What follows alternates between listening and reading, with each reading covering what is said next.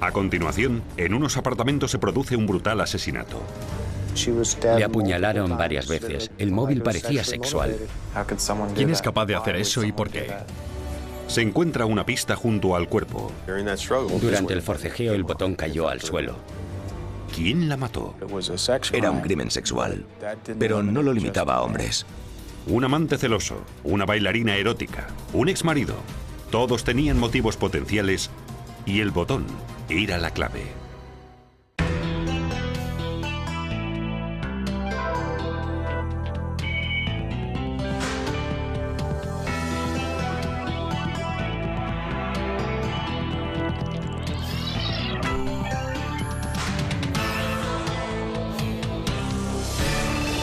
Crímenes imperfectos.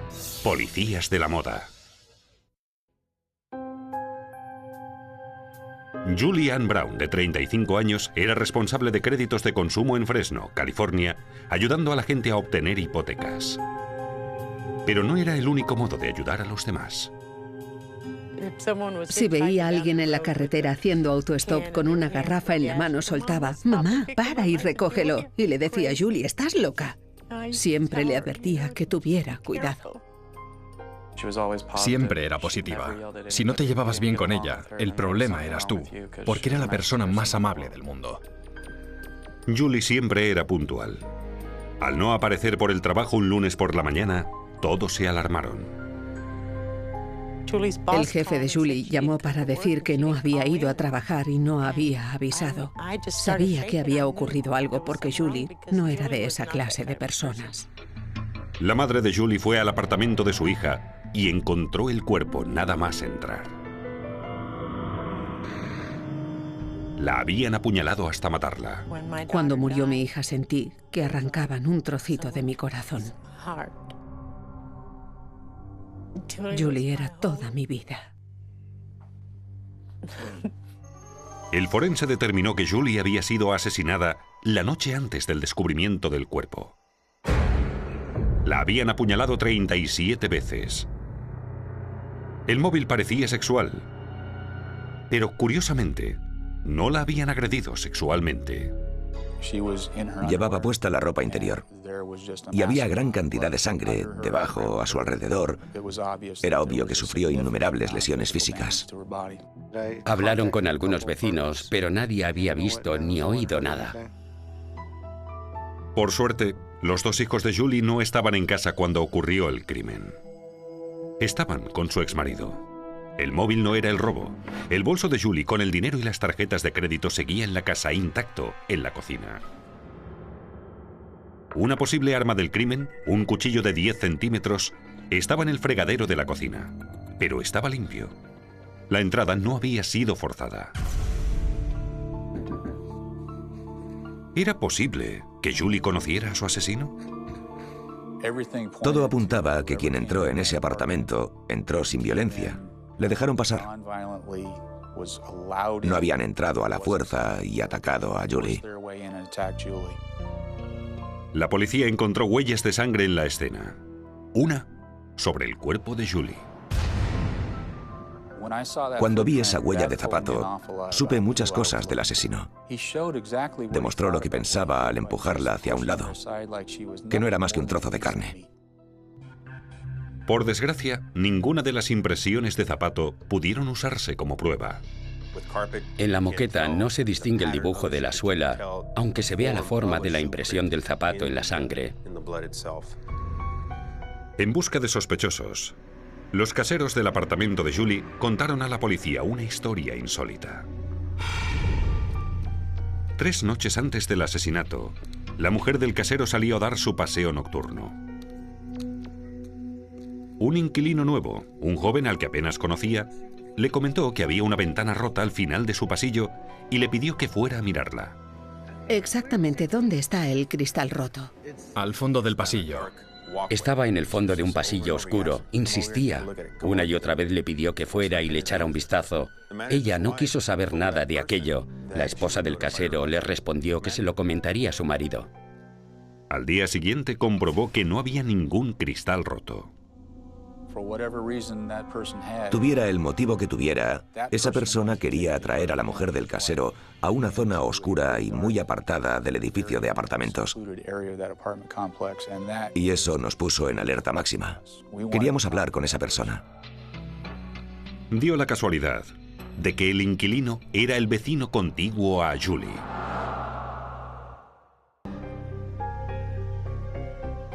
Irónicamente, Julie Ann Brown escogió su edificio de apartamentos porque tenía medidas de seguridad. Específicamente, alquiló aquel sitio porque era seguro. Había puerta de seguridad, no se podía entrar sin marcar un código. Y además, era un lugar muy bonito. La esposa del casero insistió a la policía para que interrogara al vecino de Julie, un nuevo inquilino de 23 años, Jeremy Overstreet. Jeremy vivía con una bailarina erótica llamada Holly Doyle. Se conocieron en el club de striptease donde trabajaba. Overstreet estaba en el paro y a Holly le pareció educado y atractivo. Tenía buen corazón. Le dio pena. Lo que suele pasar. Lo metió en su casa. Al ser interrogada por la policía, Holly explicó que Overstreet estaba en casa la noche del asesinato de Julie y que no le vio sangre en la camisa cuando llegó. Había testigos. Unos amigos estaban en el apartamento de Holly. Cuando volvió a casa, en vez de hacer lo que normalmente hacía, que era sentarse, tomar algo y seguir charlando, se fue directo al cuarto. Pidió a la gente que no le molestaran, que estaba cansado. Tras unas comprobaciones, vieron que Overstreet tenía antecedentes. Jeremy estaba en libertad condicional. Lo habían encerrado por violación. Pero Overstreet había quebrantado su libertad al mudarse a Fresno. Holly declaró que Overstreet se fue cuando vio a toda esa policía rondar por el edificio investigando el asesinato de Julie. Solo por eso lo hubiera arrestado el primer agente que lo viera. Mientras la policía buscaba a Overstreet, surgió otro sospechoso. No sabía quién quería hacer daño a mi hija, así que pensé en su exmarido. Los investigadores descubrieron que el exmarido de Julie, John Brown, hizo algo la noche del asesinato de Julie que nunca había hecho antes. No llevó a los niños a casa de Julie como hacía siempre. Explicó que había habido un cambio de planes. Era extraño porque siempre devolvía a los niños sobre las 6 de la tarde. Esa noche habían vuelto del lago demasiado tarde. Estaba seguro de que sería el primero con quien querrían hablar. Se preguntaban por qué había llegado tarde, si estaba cerca, si había ido, dejando los niños en alguna parte. ¿Por qué esa noche se hizo tarde? Además, la policía supo que John Brown se había retrasado unos cuantos miles de dólares en la manutención de los niños. ¿Podía ser ese el móvil del asesinato? Sin signos de haber forzado la puerta, John era sin duda alguien al que Julie hubiera dejado entrar. Cuando hay una investigación por homicidio, se investiga a todo el mundo. Todos son sospechosos potenciales. Siempre que hay un divorcio con hijos de por medio y una mitad de esa ecuación continúa con su vida y empieza una nueva relación, la cosa se vuelve volátil. Y John Brown lo estaba superando. Salía con alguien e iban en serio. De hecho, la policía también quería hablar con la nueva novia de John, Brenda Stanton. Julie también le habría dejado entrar en su apartamento. No se podía descartar que lo hubiese hecho una mujer.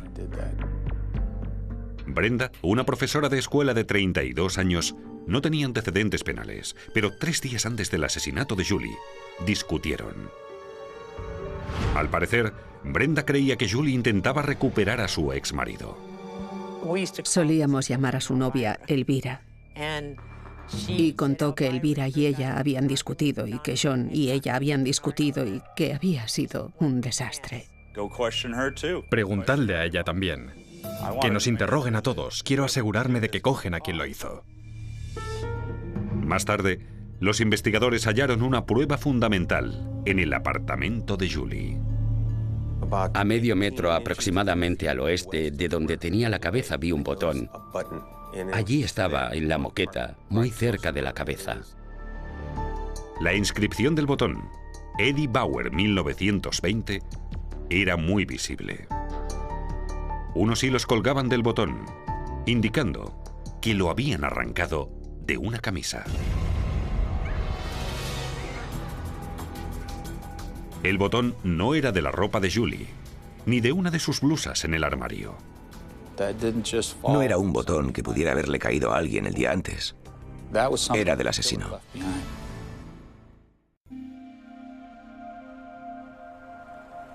Según la fábrica Eddie Bauer, el botón encontrado en la escena del crimen podía ser tanto de la blusa de una mujer como de la camisa de un hombre. Al ser interrogado por la policía, el exmarido de Julie, John Brown, y su novia, Brenda Stanton, negaron tener una prenda de Eddie Bauer. Debíamos averiguar de quién era, de dónde venía. Había que encontrar el vínculo con aquel botón. ¿Por qué estaba allí? Luego, la madre de Julie recordó algo que le había dicho por teléfono la noche de su asesinato. Recordaré aquel día para siempre. Me dice, mamá, te llamo luego. Ahora estoy ayudando a un vecino. Si ese vecino era Jeremy Overstreet, podría explicar que no hubieran forzado la puerta. La investigación de Overstreet adquirió un nuevo sentido. Al ser interrogada, la novia de Overstreet, Holly Doyle, dijo que le había comprado 4 camisas y faltaba una. La describió como una camisa de manga corta a cuadros escoceses verdes y rojos. Holly compró la camisa en la tienda de Eddie Bauer cerca de su casa. Fue directa a la sección de hombres, echó un vistazo y dijo, «Es esta». La escogió del resto de camisas que había. «Esta es la que le compré y falta». E insistí, «¿Estás segura?» Y respondió, «Sí, seguro». Los botones de la camisa parecían idénticos al botón hallado en la escena del crimen. Todo empezaba a cuadrar, todo tomaba la dirección que necesitábamos para poder resolver el caso. La policía registró el interior del apartamento de Julie buscando pruebas forenses que pudieran vincular a Overstreet con el crimen. Por desgracia, no encontraron nada. Tampoco pudieron localizar a Jeremy Overstreet. Bastaba con ver a Ben y a mí también. Nuestro nivel de estrés estaba al 100%. Una semana después, por su tarjeta de crédito, la policía localizó a Overstreet en un hotel de San José, a 240 kilómetros de Fresno. La policía no tenía nada concreto que lo relacionara con el asesinato, pero pudieron arrestarle. Pudimos detenerle por haber infringido la libertad condicional. Eso nos daba tiempo para dedicarnos al caso de Julie Brown. En su billetera, Overstreet tenía una de las tarjetas de visita de Julie Brown. Lo que tenía era un trofeo. No era una tarjeta de visita para hacer negocios. Era un trofeo para pegar en su libro de víctimas. Durante el interrogatorio, Overstreet no reveló dónde estaba su camisa de Eddie Bauer. Había desaparecido una de sus camisas y también unos pantalones. Jeremy no podía explicar por qué faltaban. Y eso concuerda con alguien que hubiera acuchillado a Julie y tuviera sangre en la ropa y no pudiera lavarla. No con aquella escena del crimen. Se deshizo de ellas. En la mano derecha de Overstreet, la policía advirtió una herida considerable que estaba cicatrizando en los nudillos. Se parecía mucho a la herida que provocaría un cuchillo. Pero los investigadores no hallaron sangre de Overstreet ni otras pruebas forenses en la escena del crimen. Necesitaban más que un botón de una camisa para acusar a Overstreet de asesinato. Y temían que quedara libre.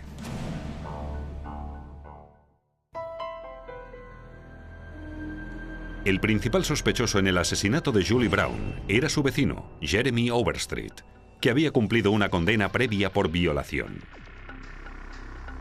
Los investigadores no hallaron sangre de Overstreet en el apartamento de Julie, a pesar de tener una herida reciente en la mano derecha. Por eso los investigadores decidieron buscar pruebas en el apartamento de Overstreet. Vimos algunas prendas de vestir que eran de Overstreet. Se cogieron como pruebas, pero ninguna era la ropa que estábamos buscando. Pero con tanta sangre en la escena del crimen, los investigadores prestaron especial atención a cualquier cosa que pareciera sangre en el apartamento de Overstreet. Y miré en el baño, en la pica, para ver si había regresado a su apartamento. Está bastante cerca del apartamento de Julie. Observamos unas pequeñas motas de color marrón. Una en la puerta del baño, otra en el armario debajo del lavabo y otra en la pared opuesta. Un test de fenoltalén determinó que era sangre humana. Podemos trabajar con muy poca cantidad de ADN. Siempre digo que si tiene el tamaño de una aguja, lo puedo ver y puedo obtener un perfil. Pero los científicos no detectaron un único perfil de ADN. Identificaron una mezcla de dos donantes femeninas. Una era de Holly Doyle, lo que era normal porque también vivía en el apartamento. Pudo producirse simplemente por haber tocado la puerta. La otra se comparó con el ADN de Julie Brown. El ADN que extraje y copié de la puerta del baño, en mi opinión, era de Julie Brown. No me cabe duda. Fue un acierto, si hubo alguno. Las probabilidades eran de 1 entre 2,3 trillones que no fuera de Julie Brown. Me informaron que el ADN era de Julie. Las palabras no pueden describir la sensación que nos invadió a todos. Solo hay un modo de que su sangre llegue hasta el baño, estando en la escena del crimen. Mientras se limpiaba, puede que salpicara, que las gotitas de agua la hubieran transportado. Jeremy Overstreet admitió haber estado en el apartamento de Julie. Aclaró que le asesoraba para solicitar el crédito para un coche, puesto que era su trabajo. Una historia poco creíble. No tienes trabajo, pero hablas con una persona que se encarga de la financiación para obtener un crédito. Seamos realistas. Overstreet negó su implicación en el asesinato, pero no podía explicar la sangre. En julio de 1999, Jeremy Overstreet fue acusado de asesinato en primer grado e intento de violación. Le propuso lo mismo que a su víctima en el sur de California. O tienes sexo conmigo o te mato. Tú eliges. La fiscalía cree que Overstreet iba en busca de víctimas y que la esposa del casero podía haber sido un objetivo. Por suerte para ella, no mordió el anzuelo. Solo será un momento. ¿No tiene un segundo para ir y mirarlo? No, lo siento, pero se lo diré a mi marido, ¿de acuerdo? 3 noches después, los fiscales creen que Overstreet engatusó a Julie para meterse en su apartamento con el cuento de la financiación para un coche. Así que quieres comprarte un coche. A las 7:30 de la tarde, la madre de Julie la llamó. Disculpa un segundo. Fue cuando le dijo que tenía visita, uno de sus vecinos. En algún momento, Overstreet cogió un cuchillo para la carne y le ordenó que se quitara la ropa. Pero Julie intentó llegar hasta la puerta. Pelearon y le arrancó un botón de la camisa. Overstreet era más corpulento que Julie y sin un arma no tuvo ni una posibilidad. La apuñaló repetidamente, manchándose con su sangre.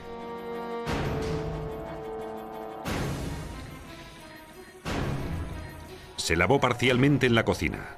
Luego, cogió una de sus tarjetas de visita como trofeo.